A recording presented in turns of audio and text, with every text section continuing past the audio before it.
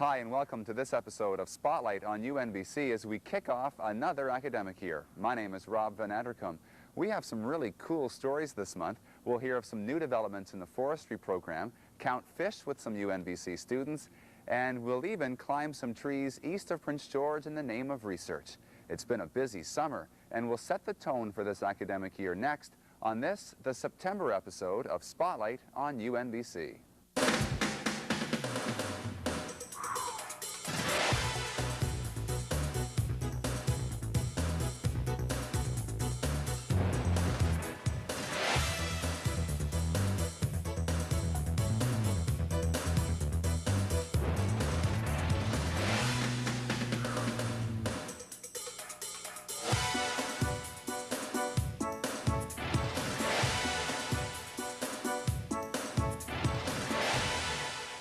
This is UNBC's fourth academic year, and about 2,800 students are registered. Each of the previous 3 years has had its own personality, and the trend will no doubt continue in 1997-98. I would say that the theme of this year is student success. What do we do to ensure that our students are successful in their studies? What do we do to help them? What do we do to guide them? What do we do to stimulate them? What kind of environment do we create for our students? You'll notice right now there's renovations taking place on Student Street. That is to make our student services of higher profile, to focus very much on what is required for students to succeed. I guess the second theme related to that is continuing to build up our graduate programs and enhancing the research profile of this university. So we created the position of Associate VP Student Services and Associate VP Research. Those are the two areas of strategic development for us, and that's where our focus is going to be this year. Research is gaining impressive prominence at UNBC. Last year, about $5.6 million in research funding had been received. This year, it's up to $7.3 million. In terms of student numbers as well, the sciences are growing. It's very high. Over 50% of our students are in Bachelor of Science programs. So that's probably UBC and UNBC are not dissimilar in that regard, but certainly a far higher proportion of students in science programs than you would find at UVic or SFU. And that's in keeping with the nature of northern British Columbia. This is a resource-based area. It's a lot of science-based industries, and it reflects the desire to build a university that fits in with its economy and with its communities. This is our fourth year of full operations. In a way, it's a kind of coming-of-age year, in my view. And I hope we will come of age as a university that is very much focused on the success of our students, on an enriched undergraduate experience for them.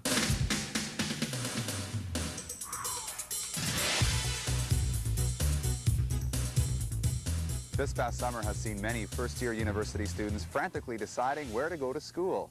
AirBC has made the decision a lot easier for a number of UNBC students. The airline supplied the university with 40 free travel tickets to give high school graduates from outside of Prince George the chance to see the place before they came for school. By actually visiting the campus, you get a good sense of what the people are going to be like, and perhaps meeting instructors, what they're going to be like and how you're going to interact with them before you actually, I guess, buy the product, pay your tuition, and decide to make your final decision to come. And the fact that they are able to visit the Prince George campus is very important, because down in the Lower Mainland you can hit up all 3 or 4 universities or university colleges all in one fell swoop, whereas if you're coming up to Prince George, it's quite often a big jump for students and harder to make that decision when you don't actually go to campus. One of the students who took advantage of the AirBC program is Nadia Ali of Vernon, who's planning to pursue a degree in psychology at UNBC. It's been really interesting to see, and kind of what I expected, but kind of not. I'm not sure what I really expected, but I sort of was just scared that I might come and completely hate it. Yeah. But I know that I won't anymore, and it's really cool. I'm really excited now. Just sort of gives me that little extra, yeah. In Victoria, Vanessa Egginton was all ready to pack up her bags and take her high school diploma and 94% average to UBC. But she decided to check out UNBC, and that's when she changed her mind about where to attend university. Actually, the thing that changed my mind was how nice everybody was.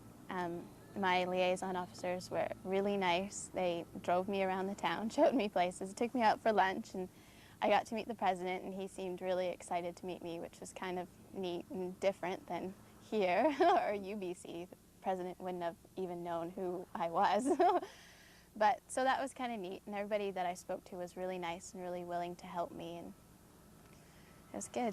Lots of students would have to do a 10-hour drive if you don't know the road, or worse than that, or pay $200 for an airline ticket and then have to worry about how do I get from the airport into town and things like that. So I think just the convenience of taking an airplane and being here in an hour or two, depending on where you come in from the province, is phenomenal. And just the fact that when we're here, you're kind of catered to, you know, you're escorted around town, you're driven here and there. All that is just extremely convenient. Basically, we've planned everything for you, so you don't need to do anything. You just need to show up, cash in your ticket, and arrive, and then the rest is kind of taken care of. I like the fact that I've never been to Prince George, so everything is completely new. I really like the fact that I didn't know anybody, and I'm totally starting new, and I'm going to meet new people, and I love that. And it's small, and I don't know, like there was lots of things that I really liked about the other universities too, but I think I just decided. I'm honestly not sure how exactly or what exactly made me make up my mind. But you've made it. I have. Are you looking forward to September? Yeah, definitely. Are you looking forward to December and January? Not too sure about that.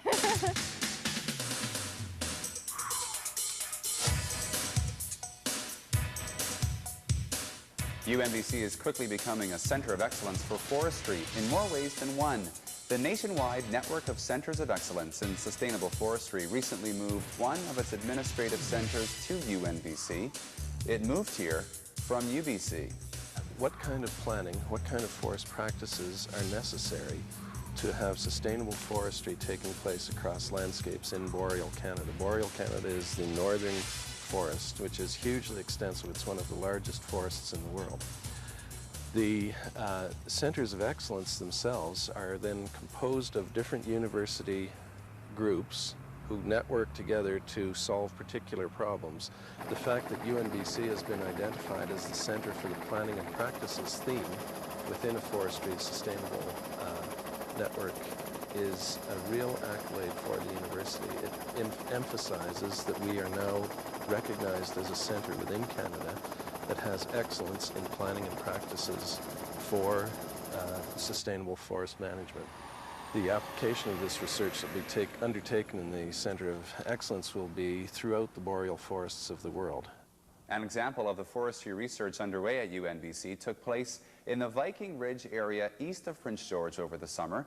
By climbing trees often 100 feet tall, researchers were able to get information they would never have been able to get from the ground.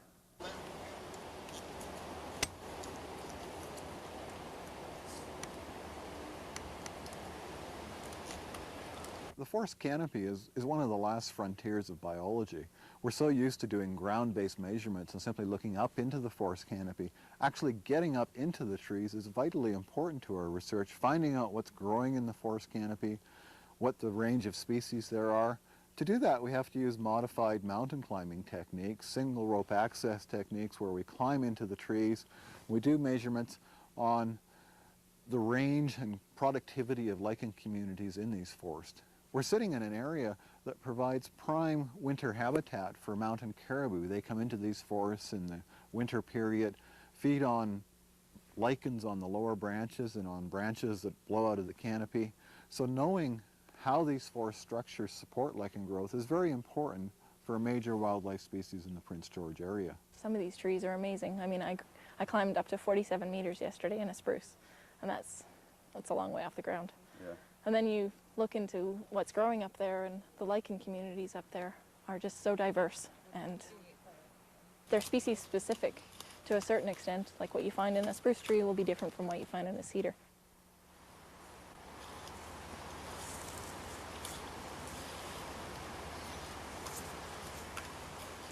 honestly, I don't think I'd be interested in lichens that grow on the ground because I like being up there. It's just a different community, and it's unique and very Isn't it scary? interesting. Up there? Yeah. Maybe the first time. I've been in a lot of trees now, and it's not scary anymore. Once in a while, the wind moves a tree like this, and you kind of hold on. But no, it's just mostly fun up there. It's a lot of work. We're doing a project that's examining the lichens in the canopy here and how canopy processes the function of trees and their foliage, how this forest is put together contributes to its ongoing growth and productivity. We're also looking at how alternative forest harvesting techniques can be applied to forests of this type so that we have these same attributes of magnificent old trees, wildlife habitat, and new and innovative ways of managing our forests. We're looking at how we can design forest harvesting so that these characteristics we see here are preserved and the wildlife habitat, the diversity of species here is maintained in the future.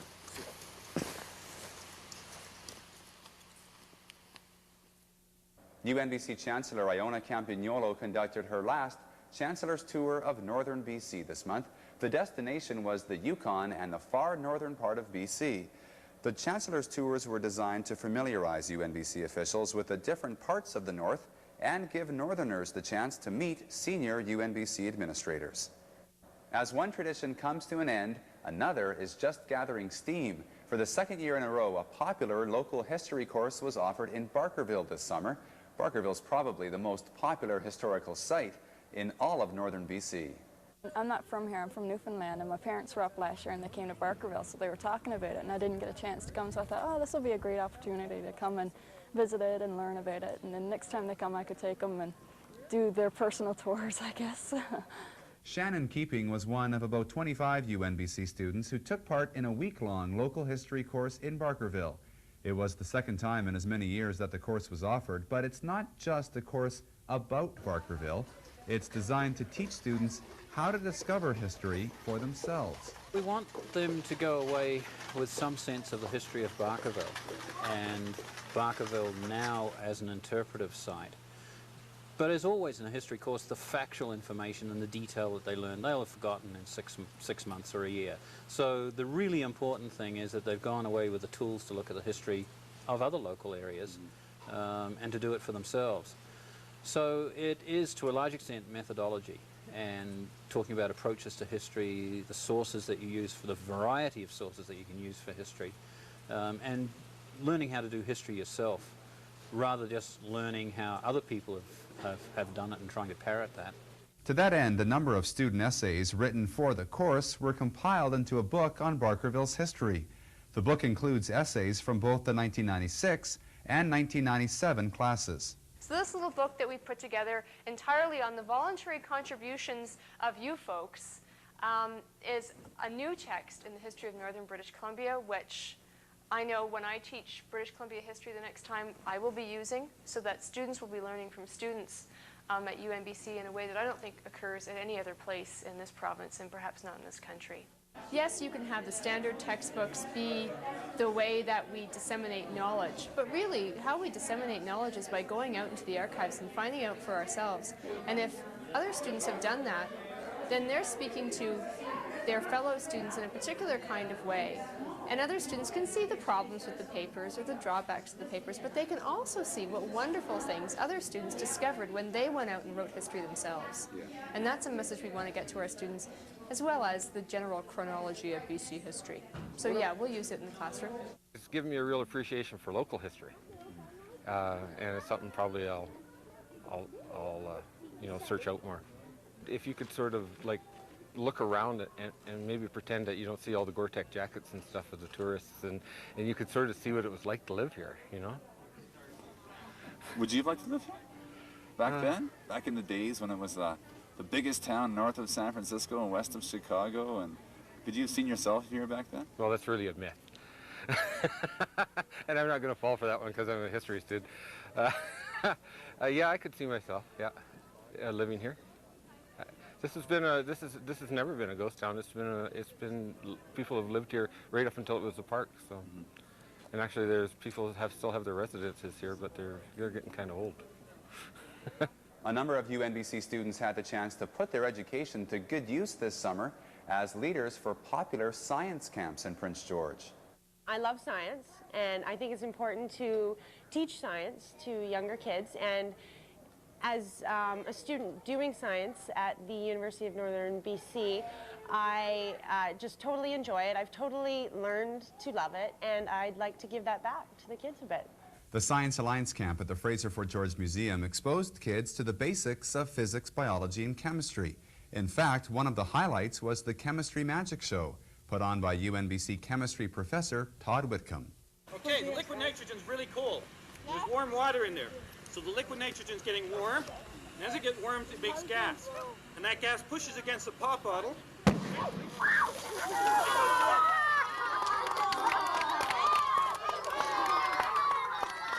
And this hopefully will make a few of those kids go, science is okay. Science is something I'd like to do.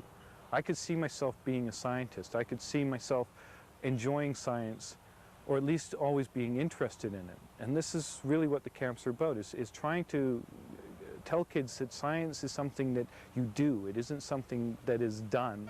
It's something that people participate in, that people can and do enjoy. And hopefully this will, in turn, make some of them want to take science in high school and end up at university taking science. At Forests for the World, a pair of UNBC students from the Resource Recreation and Tourism program led a summer camp for kids with a strong focus on teaching them about nature. Oh, it's incredible. It's totally exciting. I mean, the kids give you a lot of feedback, and you get so much gratitude at the end of the day just to make a kid smile and to give them the encouragement to do stuff outside and to teach them stuff, and at the end of the day have them to say, wow, I had fun today, is more rewarding than sort of sitting in an office for 8 hours. The best part of the job for me is, I guess, knowing that I can do it, and I hope to do interpretation in my future, and so this is really giving me the confidence that I am pursuing sort of the right stream in my education, and it is going to meld together in the future. Do you guys know what you've got in your bucket here? Yeah, but Mom doesn't. Well, actually, you know what? These guys are back swimmers. Yeah. See how they're swimming on their back? See where their legs are? They're swimming upside down. Upside down? Yeah, like, you know when you're in the swimming pool and you swim on your back? How come? I really know I'm suited for rec now that I've taken this job, and I originally wanted to be a planner and I wanted to start coordinating, and this job has opened my eyes to what I might be doing in the future, and it's like a stepping stone. It's like the key element to what I'm going to want to do in the future, and I mean, it's given me the encouragement and self-esteem to say, yeah, I can do it. I started here, now let's go bold, let's go bigger. And when I go back to school, I can relate stuff that I've done here to my interpretive class that I'll be taking in the fall, and I can relate it to the special needs course I'll be taking in the fall. So it's just a really big eye-opener. Talk about practical summer jobs. A pair of UNBC students spent the summer on the Salmon River east of Prince George counting fish for the Spruce City Wildlife Association.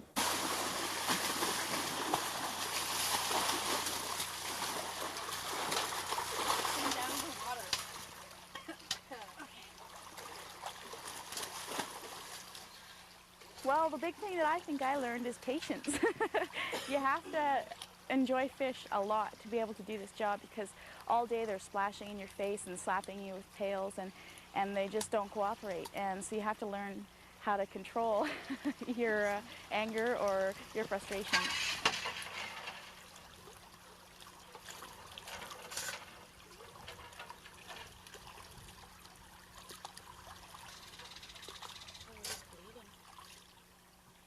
What do you take at UNBC? What do I take? Actually, I am an English major with a double minor in history and psychology, which doesn't sound like it has anything to do with fish, but my whole life I've been working with fish. No matter how hard I try to get a real job, I always seem to get dragged back to jobs like this. I think it's genetic. Jody Tetro and Shauna Hartman spent their summer counting and gathering data on the hundreds of salmon passing through their fence. Downstream, the river looks calm, but the same cannot be said for when the spawning salmon reach the gate. Shauna Hartman explains the process. Okay, this is a wild female, so we check for male or female, wild or hatchery. And if it was a hatchery fish, this fin would be cut off here. This is called the ventral fin.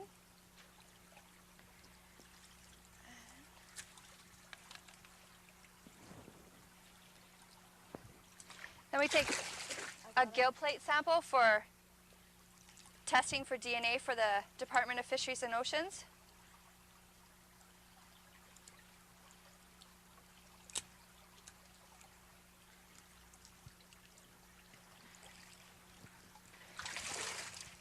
Yep. Then we just put it out the trap. There we go. And then we record wild female. I love fish and I love being outside in the wilderness, and I think what I want to do is when I grow up I want to be a high school teacher, and I want to teach English and maybe biology, and I also want to teach people that are coming up how do I say it? I want to teach them a love of nature. UNBC is continuing efforts to make the campus more environmentally friendly. A student group, the Public Interest Research Group, has built a compost garden on campus that will help eliminate huge amounts of waste from both the cafeteria and the 2 student residences. We're hoping to get the residents involved this year.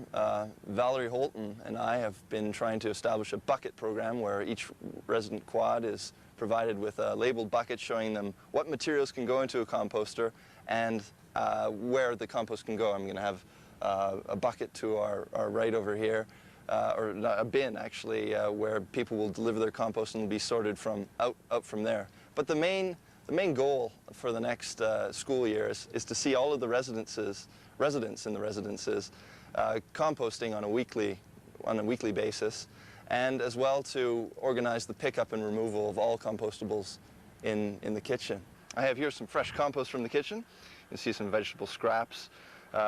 Basically any non-oily, greasy foods can be composted, non-meats, all fruits and vegetables as well, some coffee grinds. So the basic procedure: mix 1 part compost and 1 part coffee grind with a bit of dirt. Which has some fresh bacteria inside. Help gobble away that compost, and the worms and the bacteria can do their work.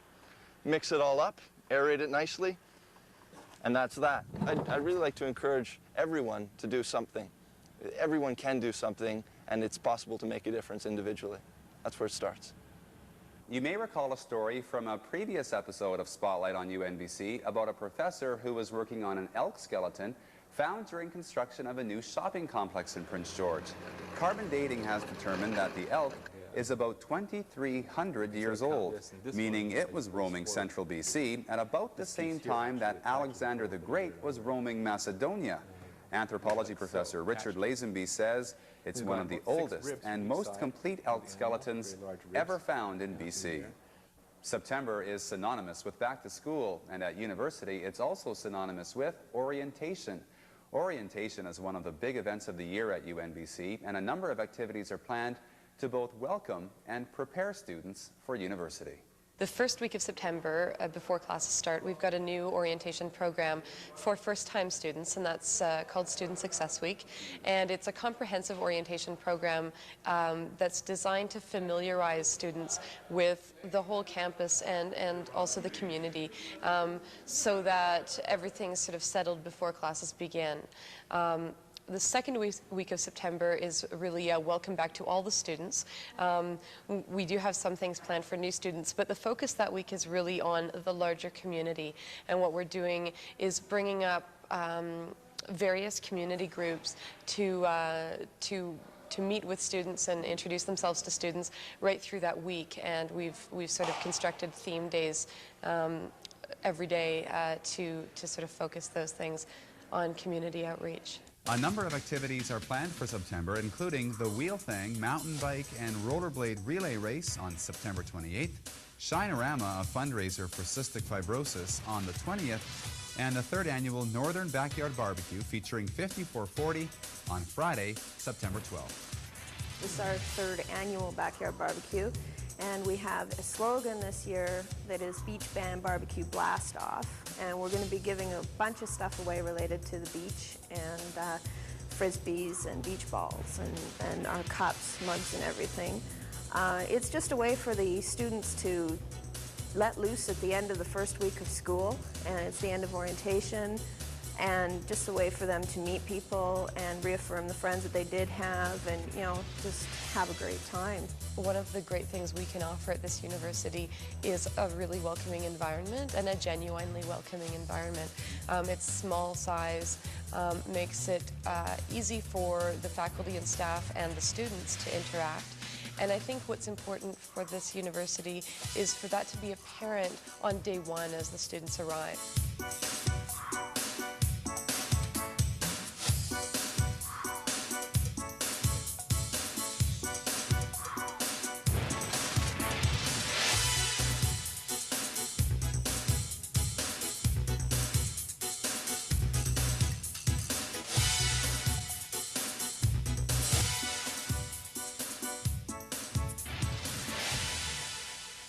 One of the big announcements over the summer came when Slocan Forest Products and its president, Ike Barber, contributed $900,000 to UNBC. It was the biggest corporate donation to the university ever, and will allow UNBC to further develop world-class forestry research. This Northern Forest Enhancement Lab is dealing with northern issues, not Prince George issues, not Fort St. John or Fort Nelson issues, not Terrace or Kitimat or Prince Rupert issues, but issues that are relevant right across the north. And I think it's a very significant development, and I'm greatly indebted to Ike Barber and to the Slocan Group for having the vision and having the courage and having the commitment to make this kind of investment and to support the work of this university. The new lab will be built beside the student residences and across from the main campus laboratory. It's due to be complete within about a year. Slocan has operations in 11 BC communities from the Lower Mainland to Fort Nelson. In the Fort Nelson area, Slocan has a mixed wood demonstration site, and it's that kind of research that the contribution will foster. These birch are beginning to drop off, and scattered through this stand we have spruce and balsam.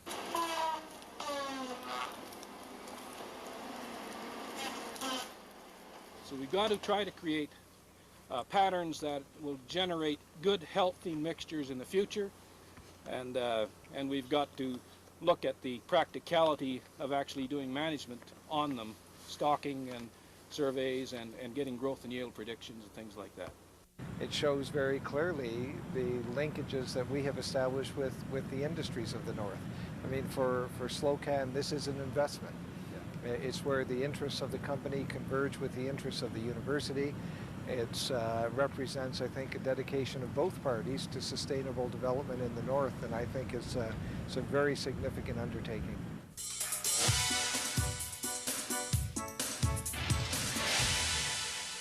Thanks for watching this episode of Spotlight on UNBC, our first for this academic year.